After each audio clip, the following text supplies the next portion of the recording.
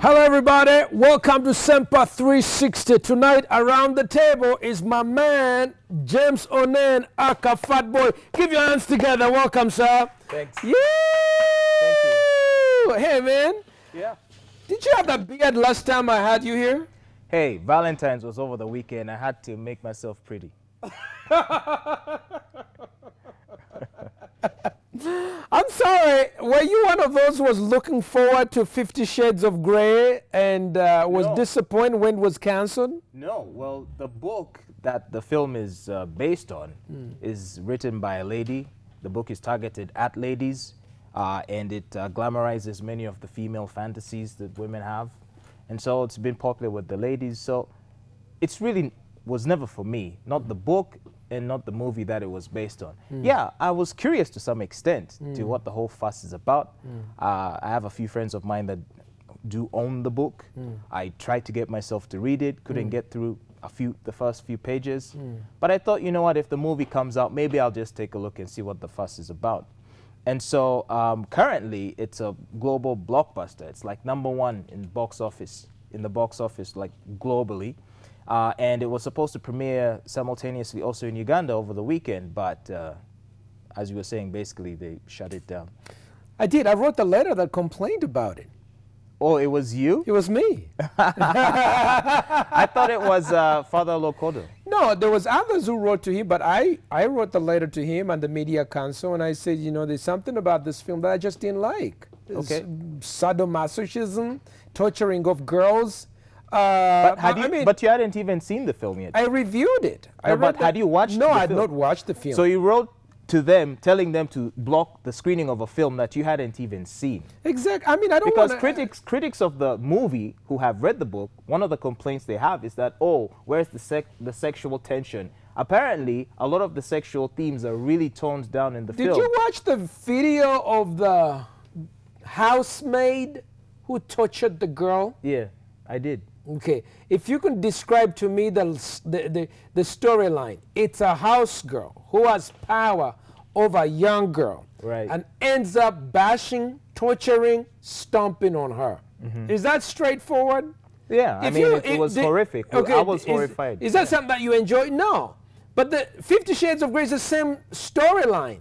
It's a young woman who is being tortured by a man who's taken control of her again and again and again. Yeah, but you see, so if you enjoyed the girl, if you enjoy the house girl, Jolly Tomohiro, I'm sure you'll enjoy 50 Shades of Grey. No, but that's about torturing girls. That's a false equivalency, because one could argue that martial arts is similarly brutal. You know, two people agreeing to exchange blows, or boxing, or wrestling, inflicting violence on each other until one emerges a winner. You could argue, it could be argued that that is also equally violent. What's good about that? If but money hey, changes for some hands. people, it's entertaining. Now, as when it comes to the issue of sexual, you know, sadomasochism, whatever it is, bondage, that bondage stuff. Sadness. People willingly enter into those arrangements where they choose to have sex in that form, consentingly. So who are you to say that, oh, people shouldn't do that? It's two consenting adults. No, when they want to express their sexual I challenge your word of consent. What do you mean by consent? Consent means you tell me what we're going to do, and you explain to me everything. Terms and conditions. Terms and conditions. And I say, this sounds good. I'm on board. Let's do this. All right. But in this case, I want to tell you, most of these sexual deviants, you never know. You never know they're going to put you in a cage. You never know they're going to urinate on you. You never know they're going to whip you. You never know. It's darker. It's darker Some people than like you it. think. Some people like it like that. Are you telling me you've never spanked your wife during the act? No. In the heat of the moment? I want to say that the biggest sexual organ... Are you saying you've never done that? Let me tell you, the biggest sexual organ is not a whip. It's the brain. It's the brain. People talk dirty. It's all part of the excitement. Don't you get it? Talking dirty, getting a bit aggressive. Actually, this is the issue. It's very exciting, Pastor. You are a symptom. This is a symptom of a sexually pornified crisis. What? And this is why some of you have problems with Father Lokodo taking a serious stand, banning this film and warning people what swapping sex videos. Now, are you one of those who's swapping sex videos? What do you mean? I mean, just that. Sex videos on WhatsApp, sex videos on YouTube, sex videos being traded back and People forth. send me those things. He said, people send me those things. He said that people who are sending that are committing a crime. You don't agree with him, do you? Well, depending on how you interpret distribution of pornography, he may have a point. Actually, he may have a point. It's just the lawyers that I've had discussions with, because I've invited lawyers to discuss this issue, both on my program and on my Facebook page where I like to discuss these current events. A lot of them say, depending on how it's interpreted, it could be argued that it's distribution of pornographic content. However, So you agree with him, but it looks like this in the city, the big issue is not that the president, Father Lokodo shut down the film or warned people were surfing, sending sex tapes and everything. The big news is saying that this Nigerian man is in custody, that they've arrested him, but the Nigerian says, I'm in Dubai. And so the news in the city is like, hey, Father Lokodo is lying. He's a liar. What's a whole minister of a country. Minister. I saw the video. Yeah. So is that the Hilarious. big issue? I mean, are we scratching at the minuscules and are we missing out the big picture? No, this is what's happening, is that the whole thing is a circus. Everyone involved, even including Father Lokodo, even including you, society is just sitting back and laughing at the are in these videos don't think it's a circus. Well, you know, they're terrified. Some of this are revenge. This is revenge pornography. You know what? Ex-boyfriend doesn't like you anymore. He gonna take the video you took in the moment of the heat and throw it online. Yeah, you know, the world is a weird place. When misfortune happens to other people, we tend to find it funny. Of course, we never do when it happens to us. If I slipped on a banana peel and fell, all of you would laugh. Despite the fact that I might be gay. I say I would not lie. I would tell everybody, if my kids were laughing at you, I slapped them. I would not. Because, you know, it's humorous. And the fact is, when it comes to these sex tapes that leak out and so forth, I mean, a lot of people, you know, they're voyeuristic. They like to see what other people are doing. They're fascinated. Yeah, of course, I'm sure when it happens to them, they won't be smiling about it or will be in a hurry to share it with people. They'll be embarrassed. But it's the world we live in. What are you going to do? What's with people recording themselves having sex and I mean, what's going on? It's what they like. Right after sex, take a picture. I just had sex. Boom. Yeah. And share it out. Yeah. And then here I am having sex. Or I'm going to have, I mean, what is going, is it Zari? She's got her own sex tape, putting stuff in her private. I don't get this. What's going on? I mean, why do people have to feel, I mean, I have sex. My sex tapes are my kids. I got 5 of them. But let me ask you something. No, listen. I don't need to take no sex tape. No. What's with your generation, James Onan, that your generation feels like you have to have this sex tapes? The only thing that has changed is the technology that's available. Because let's face it, all that a sex tape is just a digital record of a sexual act that took place. That record of that sexual act, by the way, exists in your brain.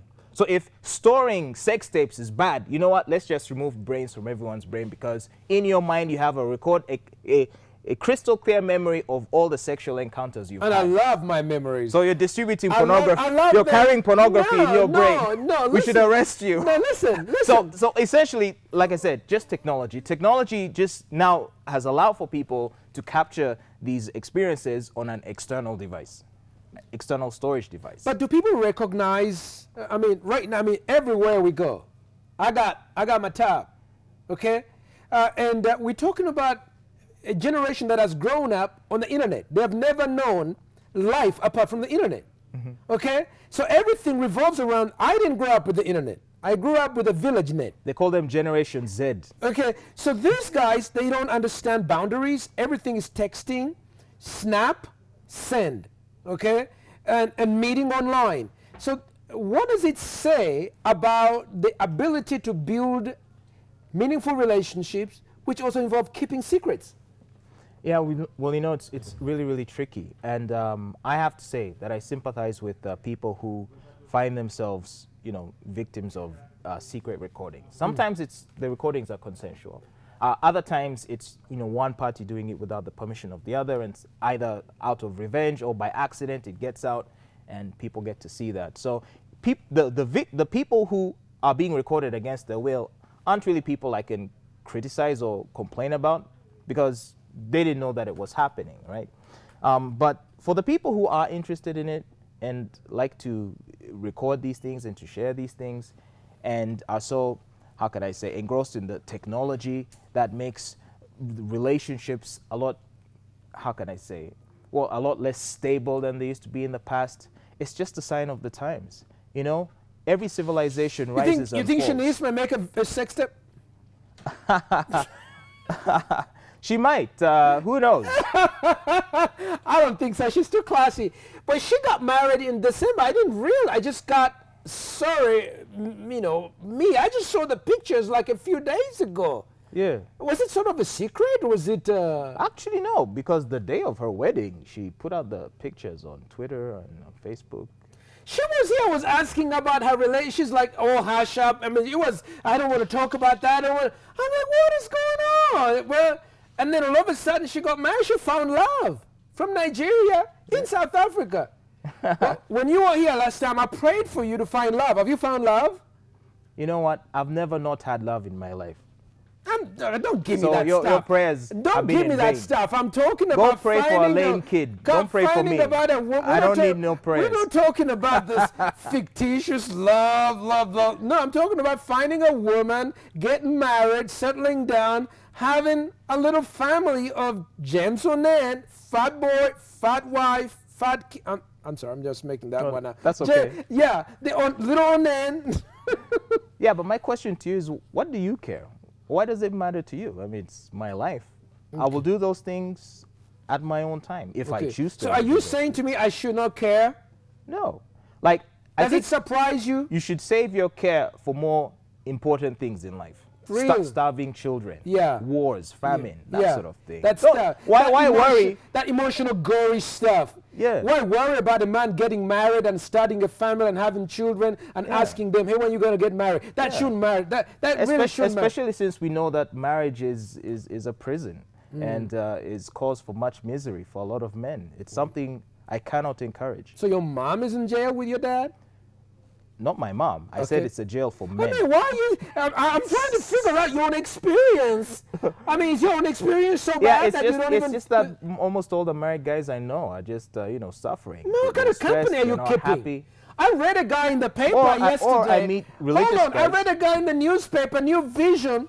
This guy, he had his lady or his wife... Wants to kill him. No, she gave him twins. Right. 3 times. Right. And guess the guy took off. And then the lady was distressed. She ended up with a witch doctor trying to say, why am I getting so many twins? The witch doctor had sex with her. Again, she gave birth to another 4 twins. And I said, those men are the coward of the county.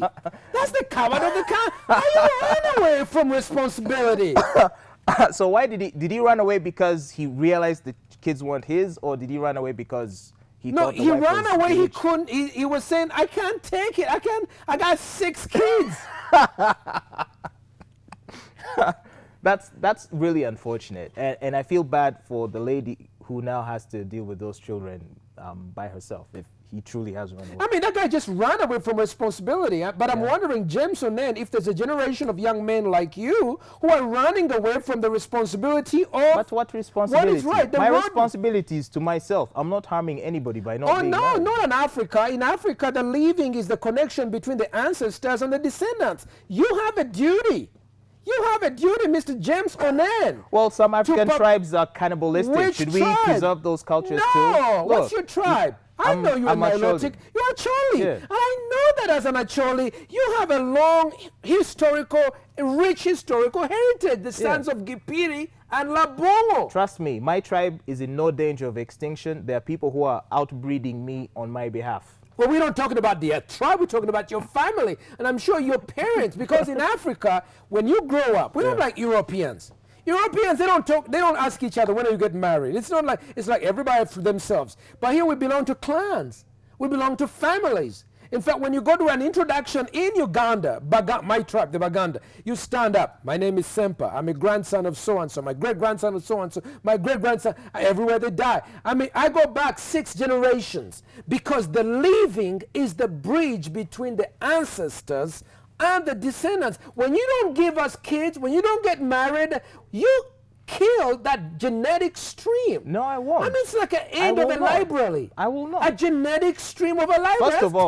First of all, if I'm dead, I won't care one way or the other. Not you, but we care. Secondly, speaking of genetic legacy, I have siblings who have children. So my family's bloodline and genes are going to carry on till the next generation. I'm not so egoistic that it matters to me that I leave behind a genetic legacy. I'm not saying I won't, but I just don't see the big push for it. It's not something that will kill me if I don't do it. I can still live happily. I can live productively. A lot of people who contributed mightily in this world did not leave behind any descendants. Unfortunately. Unfortunately. You know, did Jesus have a son? Unfortunately, he had disciples. Exactly. He never got married. Exactly. It is his ideas that are still cherished to this day so by you think people of yourself like as you. a Messiah? My point is, many people throughout history. He was going to die on the cross. He had a job. He was going to die. Nikola Tesla. He was going to die. Isaac Newton. I mean, people who have contributed such brilliance into this world that have made civilization possible didn't have children. So are we going to consider them failures because they didn't have kids? Were they Africans? They were not. All right, we'll be back after this with Sempa 360. We're going around and we're getting in on my man, James Onen. He's the famous personality, Sanyu FM 88.2. He's a leader of the United Free Thinkers, or I call them Atheists Against God. He's also single and he's looking for a good, conservative, family-loving wife. Maybe after this show, we may get someone for him. Stay with us. You're on Sempa 360. Be back after this.